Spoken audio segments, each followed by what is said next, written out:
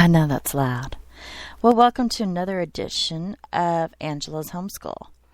Today we're going to go back to a topic that I talk about sometimes.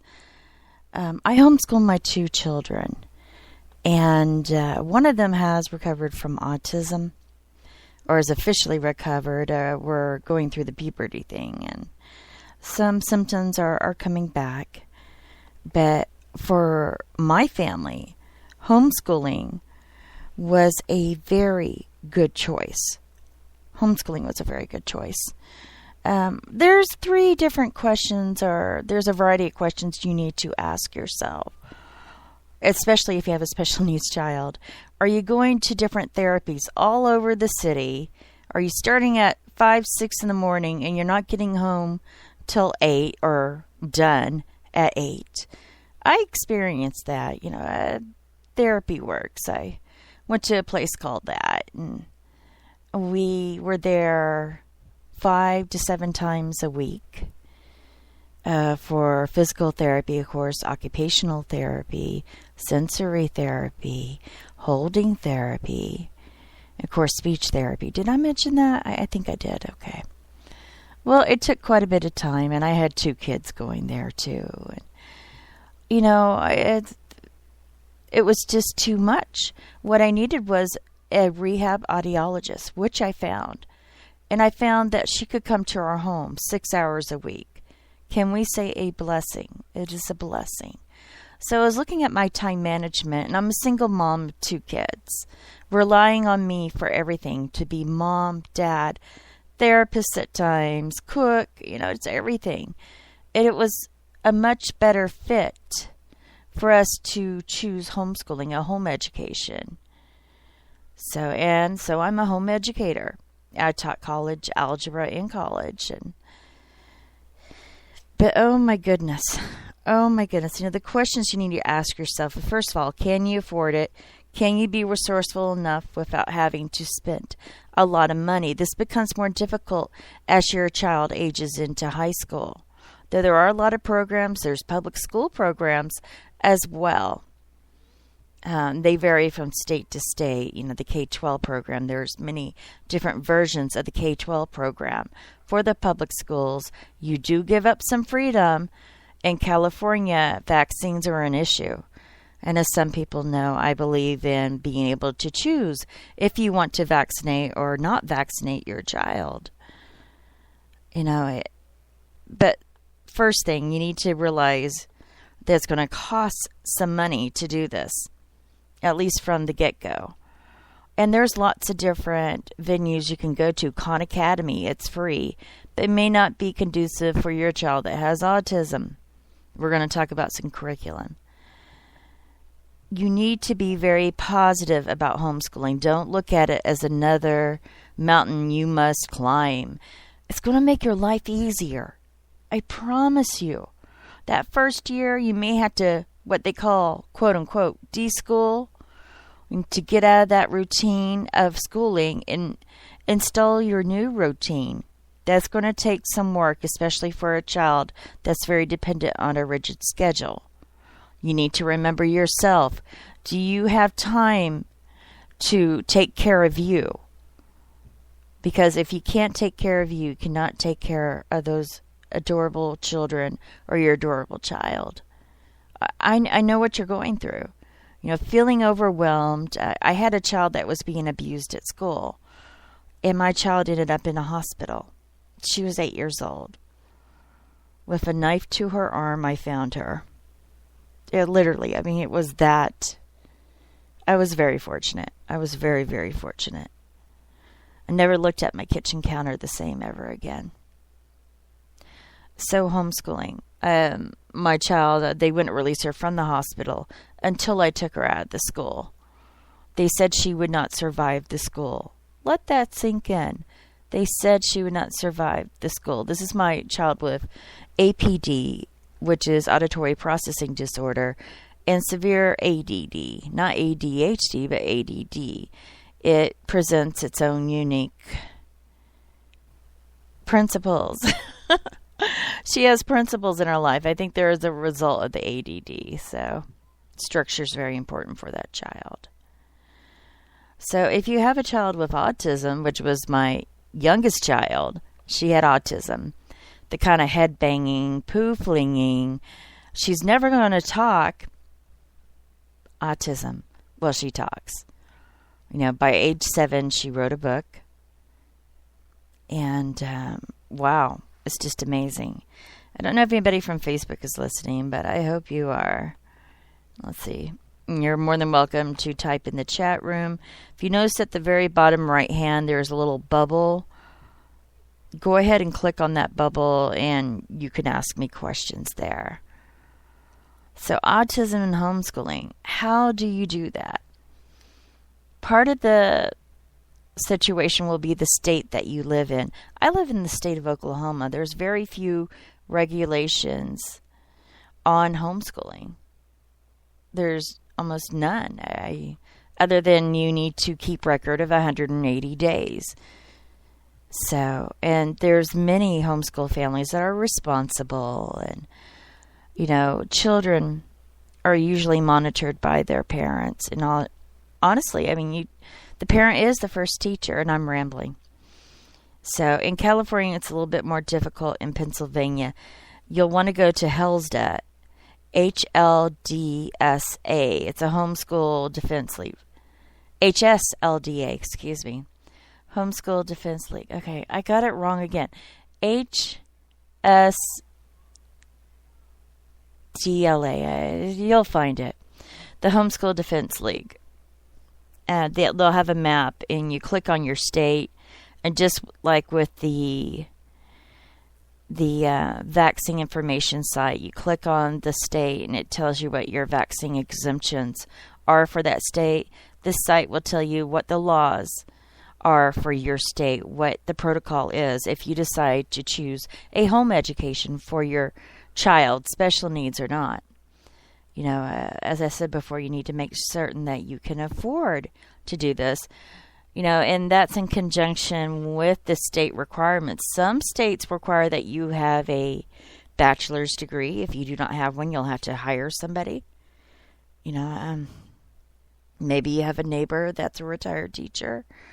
There's lots of different ways that you can be resourceful in this area.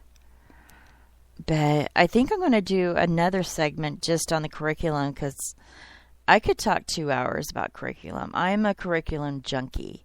I have books upon books. I have 3 bookcases in one bathroom that we took the shower out of. I have books everywhere.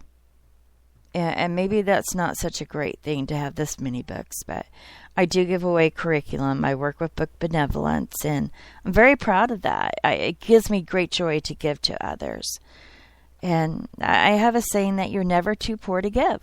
You can give of your time, your service, so many different ways. And there's so many worthwhile organizations to donate to, like the Wounded Warrior Project. Or, talk about curing autism. Some people do not like the idea of curing autism, but maybe curing some of the social problems that it represents. So I will say that for my, what do they call it? They're proud of their autism, which is great, wonderful. If you're high functioning, that's fabulous. You should be proud of who you are. But let's talk about homeschooling and autism. There are some hurdles, but the bonuses outweigh the hurdles. I'll be realistic. For example, I found the rehab audiologist that would come to our home 6 hours a week, and I could work the curriculum, the testing, everything around her schedule. And that worked out well, and I was able to work with her because she had other clients that she had to drive to. So consistency is very important with therapy. And we would do all that. And I cannot tell you the relief it was, especially for my older daughter. She no longer had to fear going to school and getting hurt. And she was so much more positive. And a lot of the problems we were having at home to get her to go to school, they just evaporated. Getting her to remember to take out the trash. Those are the things I have issue with now. But like I said before in a thread on Facebook, I really like Stevenson Language Program. It's by Nancy Stevenson, and she's well known in the field to help people that have special needs, the children, especially for dyslexia. This is a wonderful program. It's very visually oriented. You just have to go look at it. I'll have to talk about it in more detail. The letters,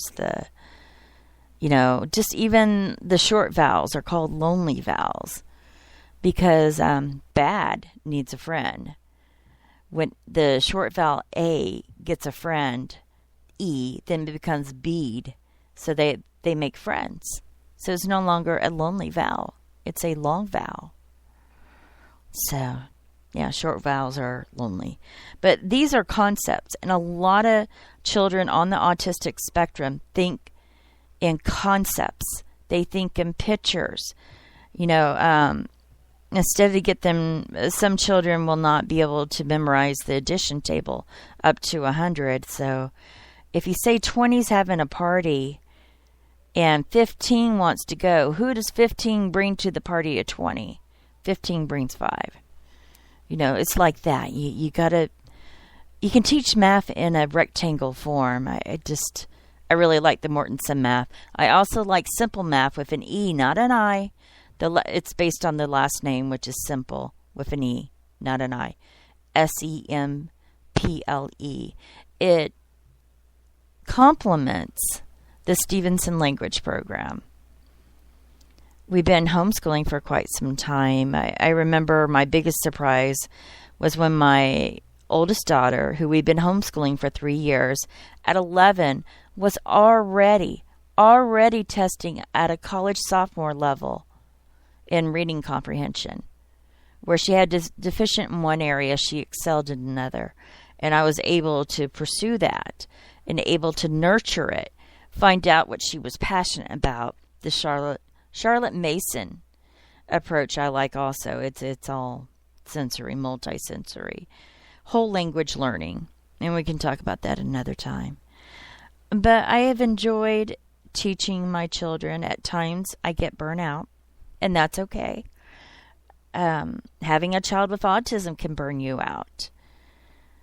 And my child was fully on the nonverbal end of the spectrum. She has 2 languages under her belt. We're working on French and Latin root words. And she's 10. There's hope out there. I found that road to recovery, and we started walking it, and guess what? My child's recovered. And I credit homeschooling my child on the road to getting her recovered, that it was part of recovery because she didn't have to deal with all the noises, the really big overhead lights, because that's a trigger for my child. She needs to have golden light. I was able to control her environment. I cannot tell you how wonderful that is. And what about socialization? Yeah, the question. What about socialization? Oh, please. They say that the public school kids are now the children that are not socialized. Big surprise. Children, we go to co-ops, we go to support groups, we go to a Friday meeting that's just for the kids to play. And there's kids that play with their Legos or the little pet shop or their Nerf guns, which would not be allowed in a public school. They just have fun. They have creative fun. And if a child wants to play by him or herself on their little Nintendo 3DS, that's fine too. We had a group of kids that did this program. I can't say the name of it, but it's very similar to Space Camp, where one's the engineer and one's the pilot, and they're all on their laptops. And there's a director from the NASA thing. And they're doing this on their own, together. These creative minds, these Aspergian minds were doing this. One of the parents came up with the program. That's why I can't say the name of it, because they're still copywriting it. But you can do anything. You can find an engineer from Halliburton to help mentor your child. If you see your child's obsessed with architecture, Find an architect. Find someone that's in the field. If you have a museum of architecture in your local area, pursue it. Be open to the idea of home education with your child with autism or special needs, as the case may be. All right.